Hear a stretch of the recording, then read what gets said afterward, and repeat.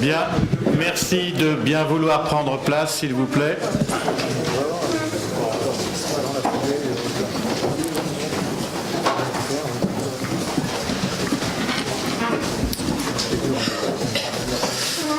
Donc, bienvenue à cette séance qui est consacrée à la cancérologie, un défi pour l'ambulatoire, qui est modéré par Jean-Marc Classe de Nantes.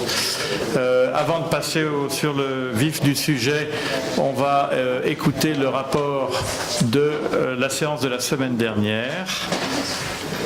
Jean-Pierre Cossa, merci. Bonjour à tous. Alors, la semaine dernière, Yves Ville et toute son équipe sont venus nous parler de chirurgie fœtale. Et Yves Ville, tout d'abord, nous en a rappelé les principes et les limites. C'est une chirurgie qui est encadrée depuis 1982 et qui concerne spécifiquement les grossesses singletons, avec une adhésion familiale à un projet thérapeutique mené par une équipe pluridisciplinaire, approuvé par un institut de recherche en biothérapie, qu'on appelle IRB, au sein d'un plateau technique apte à la prise en charge de la pathologie après l'accouchement et au terme d'un diagnostic précis avec une physiopathologie de la malformation connue. Son rationnel s'appuie sur l'expérimentation animale pour obéir sans faille à un principe de bienfaisance garant du rapport bénéfice-risque le plus favorable pour la mère et le fœtus. Il s'agit d'un choix thérapeutique partagé qui doit cibler les priorités de la mère, évaluer les options acceptables, les présenter avec un langage compréhensible et permettre une adhésion au projet au terme d'un délai de réflexion. Les essais randomisés peuvent y trouver leurs limites. L'équipoise, ou principe d'équivalence clinique, n'est pas obligatoirement l'équipoise patient. Opérer des fœtus est peut-être un a priori aventureux, mais certainement pas empirique. Et il est important que ces techniques soient développées et utilisées en collaboration avec les chirurgiens qui prennent les enfants en charge à la naissance. Première question de Gérard Pascal. La hantise, ce sont les séquelles neurologiques, quelle que soit la pathologie. Comment ce risque sociétal est-il présenté à la famille ? Réponse. L'anoxie cérébrale, qui est mécanisme univoque des lésions cérébrales, apparaît après 6 semaines sur l'imagerie par IRM. En France, la possibilité d'interruption de grossesse est maintenue et indépendante du terme en cas de lésion grave. Philippe Montupet, combien de centres de thérapie fœtale en France ? Réponse, la nécessité d'un plateau technique lourd et d'une équipe multidisciplinaire est très limitante. Moins d'une dizaine de centres sont opérationnels. François Dubois, le ballonnet endotrachéal qui est posé dans les formes graves de hernie diaphragmatique traitée en fœtoscopie ne devient-il pas inopérant avec la croissance du fœtus ? Réponse non, car il était initialement posé avec une taille trop grande. Les trachéomalacies résiduelles sont sans retentissement. Enfin, Xavier Martin, quelle est la place des lésions urinaires associées aux autres pathologies, notamment au myéloméningocèle ? Réponse, elle est importante et justifie un diagnostic lésionnel le plus précis et le plus précoce possible. Claire Coleman nous a ensuite présenté la prise en charge des grossesses multiples monocoriales compliquées, le syndrome transfuseur-transfusé.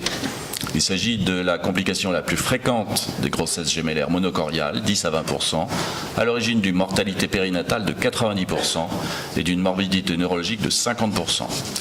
Le mécanisme est l'existence d'anastomose vasculaire placentaire pathologique entre les deux fœtus, source d'un déséquilibre hémodynamique.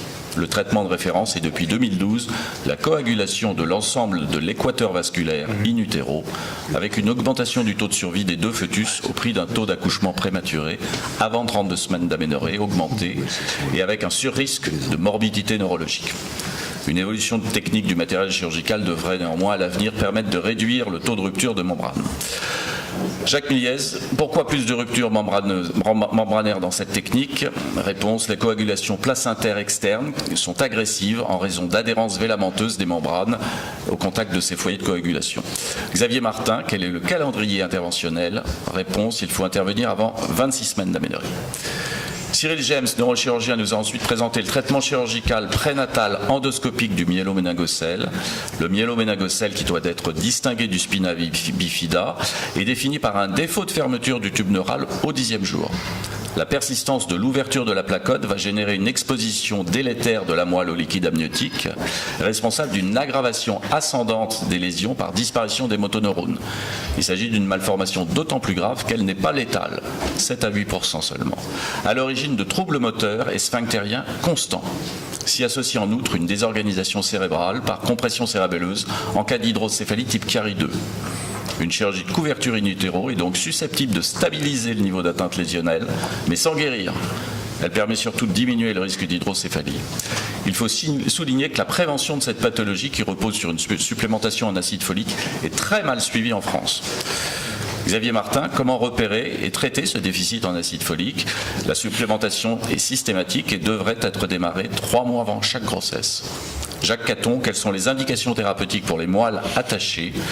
La réponse, le problème est différent car il s'agit de lésions stables pour lesquelles le traitement postnatal est plus logique. Nicolas Vigny et Jérôme Souzik nous ont ensuite présenté les développements dans la prise en charge chirurgicale prénatale des uropathies obstructives fœtales basses, les obstacles urinaires bas qui sont appelés Lower Urinary Tract Obstruction, l'UTO, sont des malformations rares, 2 à 3 pour 10 000 naissances, mais elles représentent une des principales causes d'insuffisance rénale chronique de l'enfant. La valve de l'urètre postérieur est en effet la principale cause et présente le meilleur pronostic. La cystoscopie fœtale pourrait en permettre le diagnostic étiologique et le traitement in utero en permettant une levée d'obstacles précoce avec la mise au point d'un cystoscope dextre adapté aux contraintes anatomiques. Il s'agit d'un projet de recherche qui se heurte toutefois aux difficultés du conseil parental. Une modélisation informatique de cystoscopie virtuelle couplée à une analyse histologique de la souffrance rénale avant la 20e semaine d'aménorrhée pourrait être une avancée. Enfin, Julien Stierman a conclu la séance en nous présentant les indications chirurgicales prénatales en cardiologie fœtale. Il y a 3 pathologies cardiaques à risque létal ou de handicap majeur chez le fœtus, les tachyarrhythmies, les blocs aurico-ventriculaires et les sténoses aortiques critiques. Après un bilan complet, avec un délai de réflexion maternelle, on peut discuter respectivement dans ces 3 cas 3 possibilités thérapeutiques. Une cardioversion par sonde d'entraînement endo-œsophagienne fœtoscopique versus la myodarone et son risque cognitif spécifique. Une implantation de pacemaker en chirurgie exit versus un traitement stéroïdien.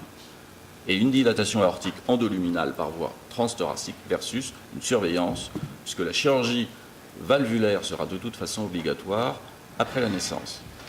Les décisions thérapeutiques reposent là encore sur des compromis entre bénéfice fœtal et morbidité maternelle obstétricale. Gérard Pascal demande quelles sont la mortalité des procédures et les possibilités d'amélioration. Réponse 15% de mortalité, mais en s'affranchissant de la courbe d'apprentissage et avec l'amélioration du matériel, on arrive à moins de 10%. Jean-Félix Dubousset, quel est l'état neurologique des patients à long terme? À 5-6 ans, on a des données rassurantes pour le syndrome transfuseur-transfusé, mais il n'y a pas de données suffisantes pour les autres pathologies. Xavier Martin demande s'il y a une aide à la réflexion des familles et des médecins, et Jacques Belguiti renchérit en soulignant qu'il s'agit d'un questionnement sidérant qui fait intervenir des considérations éthiques et religieuses sur le devenir de l'enfant. La réponse, psychologues et même pédopsychiatres conseillent les familles, RCP et discussions avec les éthiciens aident les médecins. Hubert Jeunet demande comment fonctionne le bilan en hôpital de jour. Réponse, les examens à délai de résultats comme le cariotype sont programmés en amont et les consultations spécialisées sont-elles réalisées toutes le même jour. Gérard Pascal demande si Michel Ville et son équipe se sentent suffisamment armés pour l'information à délivrer. Réponse, l'information est diffusée tout au long de cette journée avec un éclairage de multiples facettes spécifiques, mais le plus grand problème reste celui de la traduction en cas de barrière de la langue, avec les finesses de langage inhérentes à cette information, et la prise en charge des patientes en situation précaire. Je vous remercie. Merci beaucoup. Y a-t-il des objections ou des questions particulières? Donc on adopte ce compte rendu. Merci Jean-Pierre.